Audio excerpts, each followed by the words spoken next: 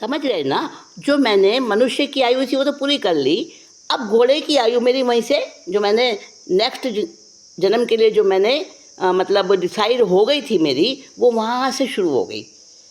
पर सांस नहीं है अभी मेरे पास, सांस नहीं ले रही हूँ, परंतु आयु है। सांस नहीं है पर आयु है। तो जब जैसे सोचो ना, जब इंसान वेंटिलेटर पर होता है, आपने सुना होगा कोई वेंटिलेटर पर होता है, तो वेंटिलेटर पर उसको सांस नहीं आता ना, सांस बंद हो जाता है उसका, पर आयु है अभी, आयु है। और जब आयु पूरी हो जाती है तो वेंटिलेटर से भी हटा देते हैं उसको। तो सांस और आयु दो अलग अलग चीज़ हो गए। प्राण भी अलग हैं। कहते ना प्राण, प्राण मतलब प्राण और सांस को एक मानते हैं, ऐसा भी नहीं है, ये भी अलग है। प्राण, आयु और श्वास तीनों अलग अलग चीज़ें हैं। तो प्राण कब आएंगे? जब मेरे को शरीर मिलेगा।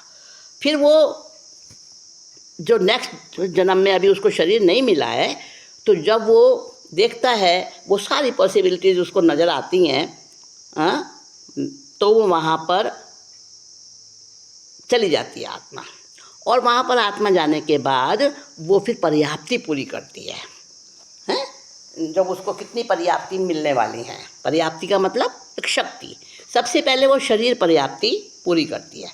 तो शरीर पर्याप्ति, शरीर बनाना, पहले आहार पर्याप्ति लेगा। आहार पर्याप्ति का मतलब है जो प्रथम समय में, पहले ही फर्स्ट समय में, समय क्या है?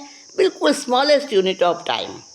तो पहले समय में जब वो आहार लेता है, तो आहार लेने से उसका शरीर बनना शुरू हो जाता है। आहार पर्याप्ति पूरी हो जाती है और फिर उसको कहते हैं ओज आहार। फिर उसका शरीर बनना शुरू हो जाता है। तो फिर शरीर पर्याप्ति पूरी हो जाती है, आहार लेता रहता है, शरीर बनता रहता है।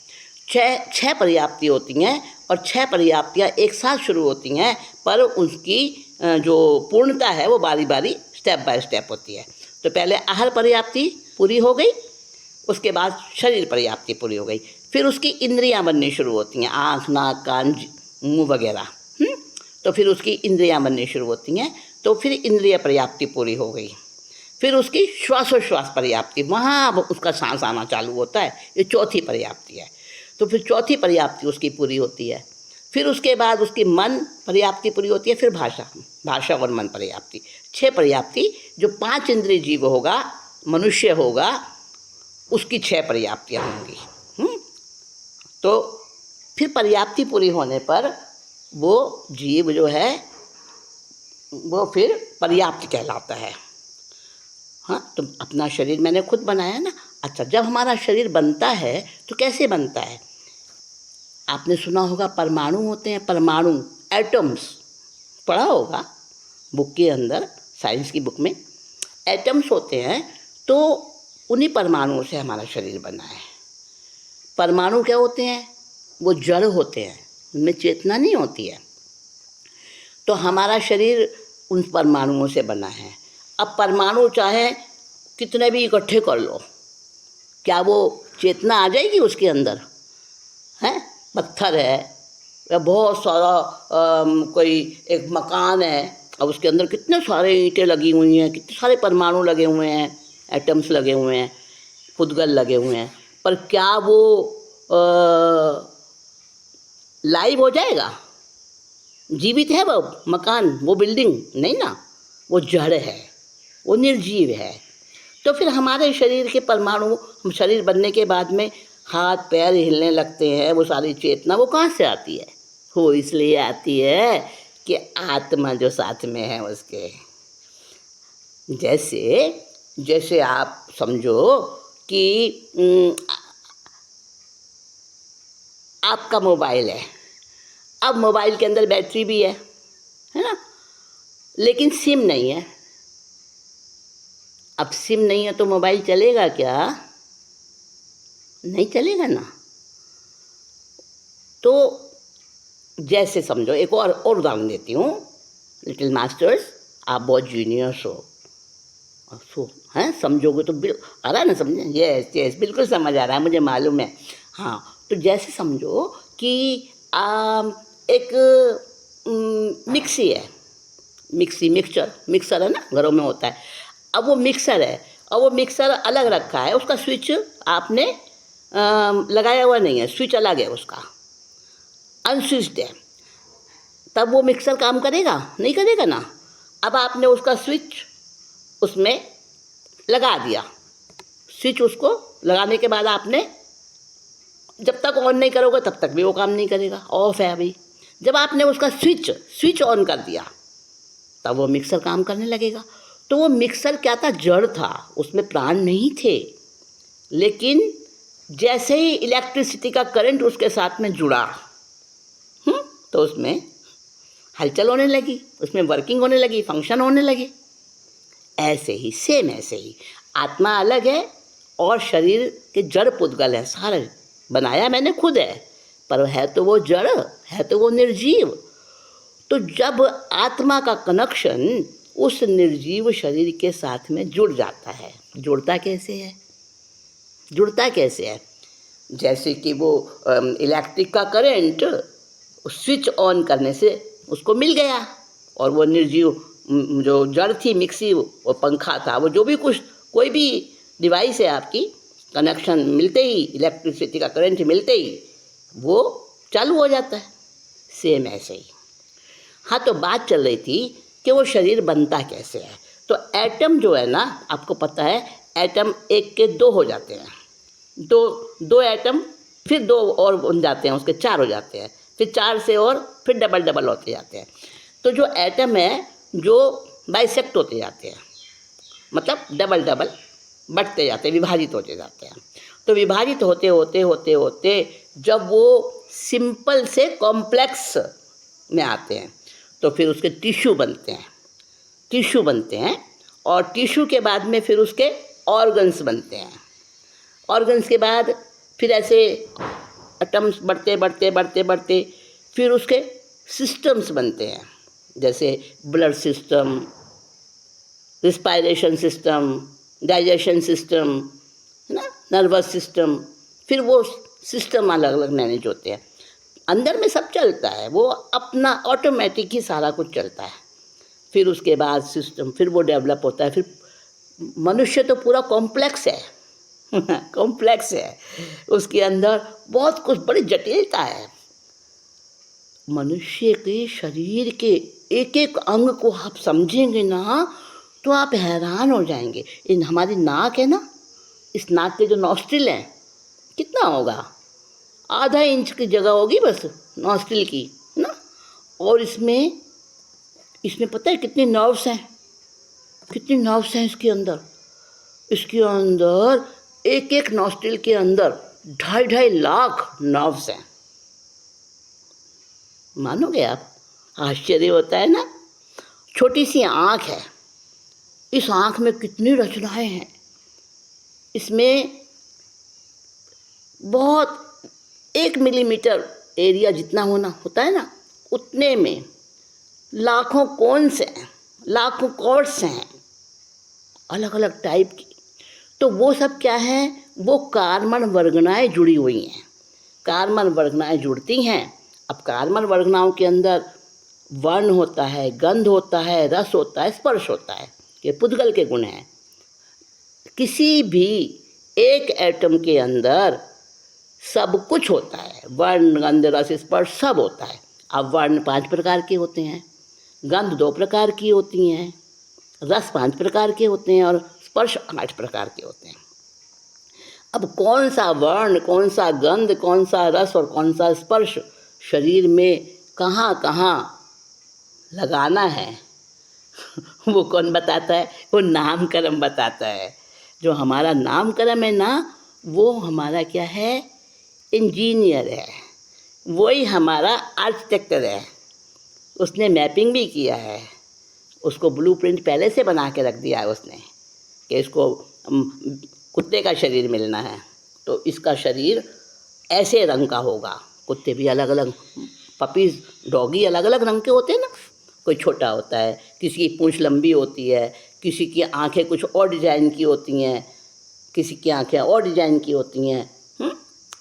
किसी के देखा होगा माथे पर तिलक टाइप होता है, किसी के शरीर पर स्पॉट्स होते हैं। अब किसके बॉडी के अंदर कैसा डिजाइन है वो कौन डिसाइड करता है?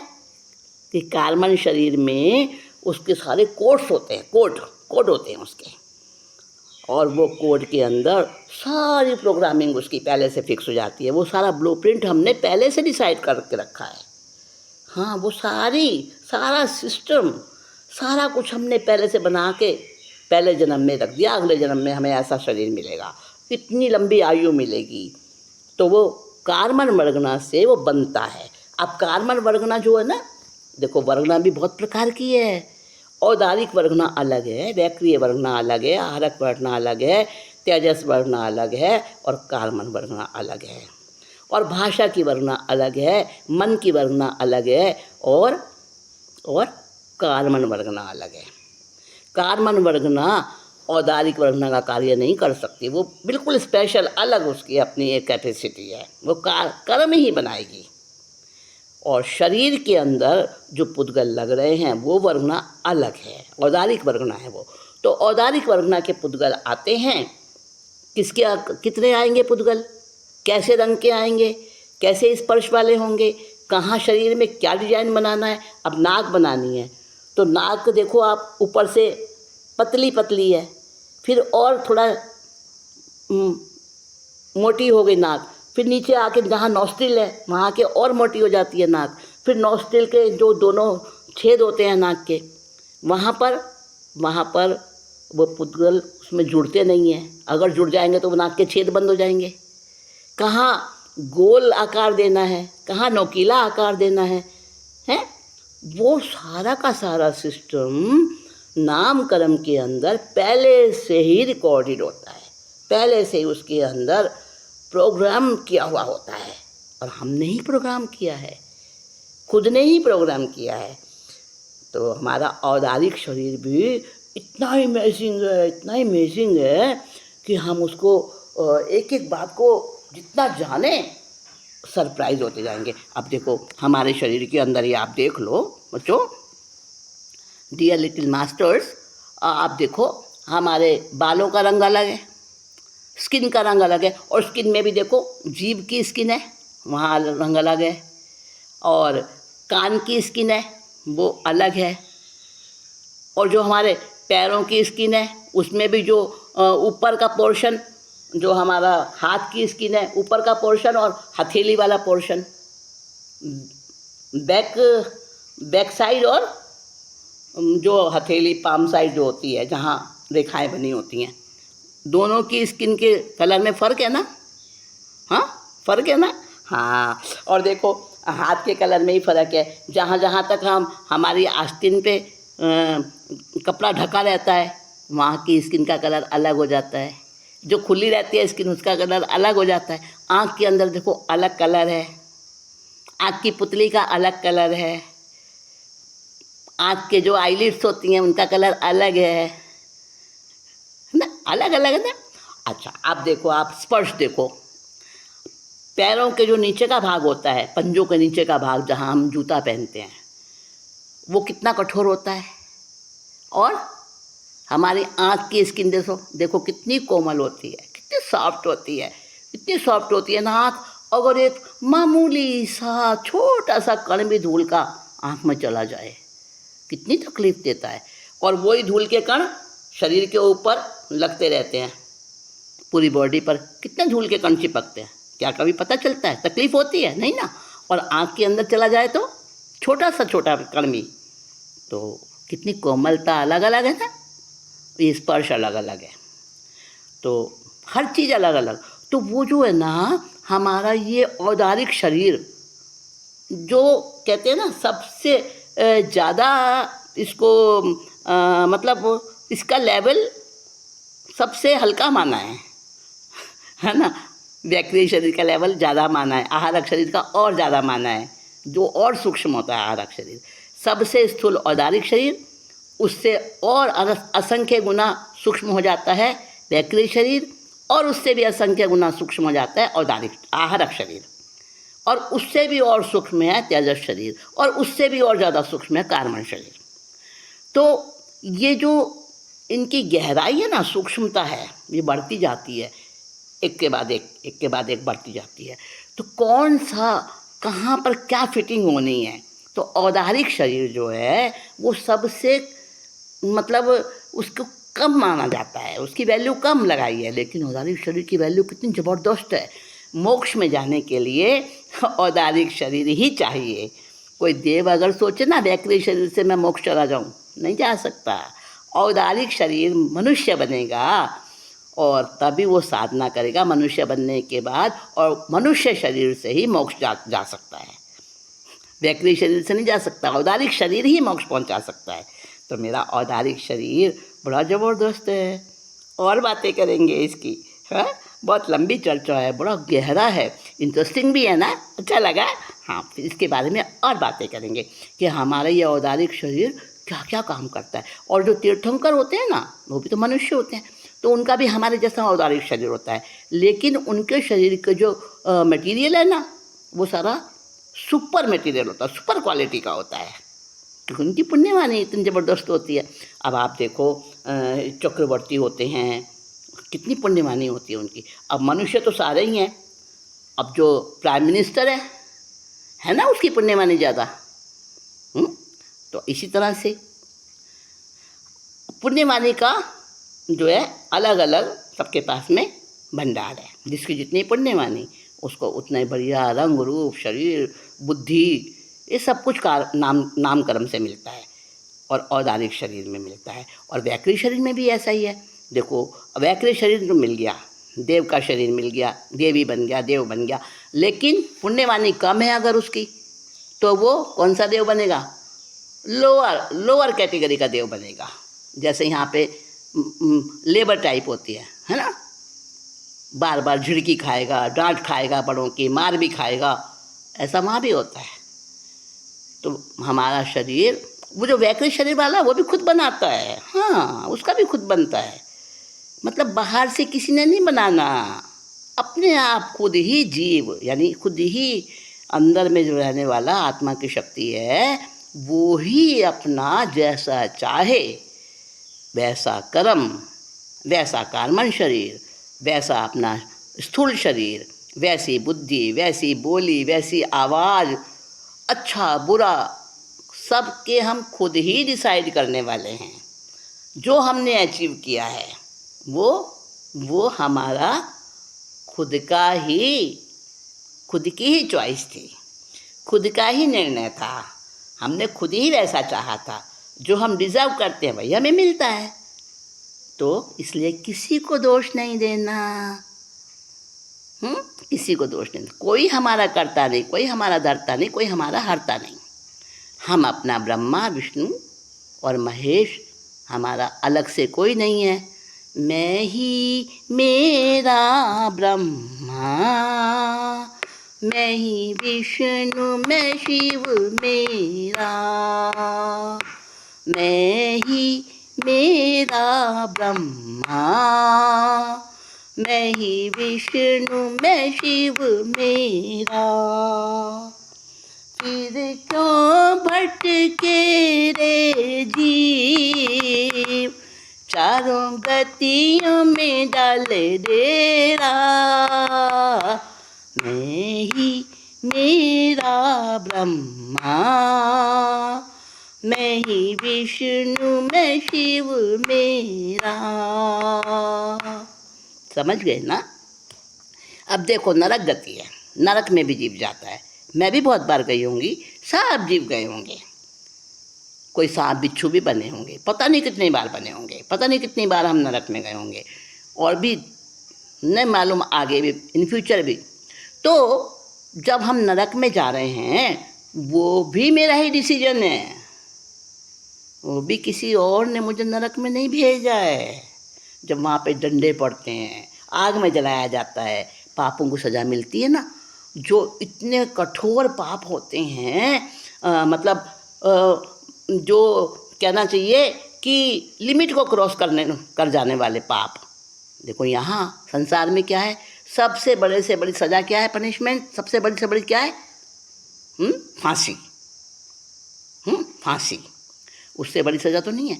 अब मान लो कोई एक आतंकवादी है, टेररिस्ट है, अब उसने सैकड़ों लोगों को, हज़ारों को मारा है, एक को मारा तो भी फांसी, अब 1000 को मार दिया, लाखों को मार दिया, तो 1,00,000 बार तो फांसी नहीं मिल सकती ना उसको है ना, कैसे मिलेगी? 1,00,000 बार कैसे बार बार उसको फांसी देंगे? नहीं ना।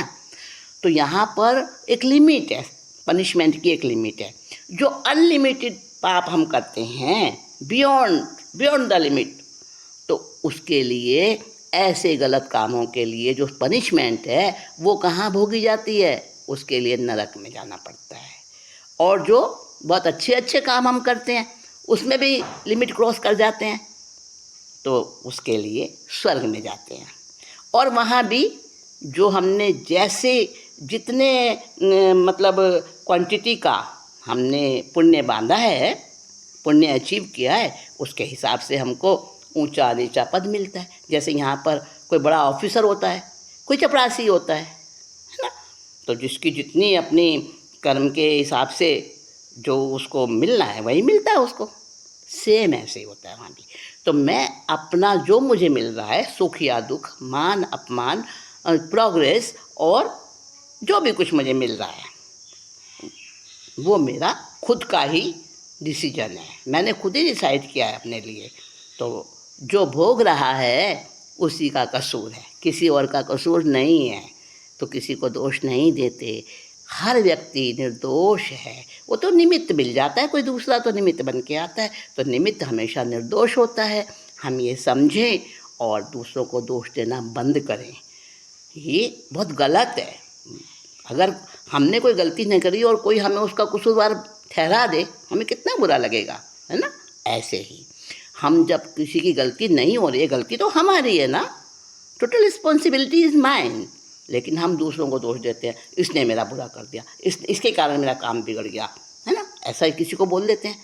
या मैंने तो उसको बहुत आगे मौके दिए, मेरे ही कारण उसकी इतनी प्रोग्रेस हुई, तो ऐसा भी बोलते हैं किसी के लिए, मैंने बड़ा सहयोग किया। कोई किसी का ना अच्छा करता ना बुरा करता। जो कुछ अच्छा बुरा होता है वो हमारे खुद के ही कारण से होता है। प्रॉस्पेरिटी है तो मेरी खुद की वजह से है, और मेरा जो डाउनफॉल है वो भी मेरे खुद के कारण है। तो हमेशा याद रखना ये बात, और इस बात को कभी भूलना मत। अगर भूल गए फिर से रिमाइंड करना। तो आप जीनियस हो, आप लिटिल मास्टर्स हो, लेकिन अभी छोटे हैं तो बड़े भी होंगे। और बड़ा कौन होता है? जिसकी सोच बड़ी होती है।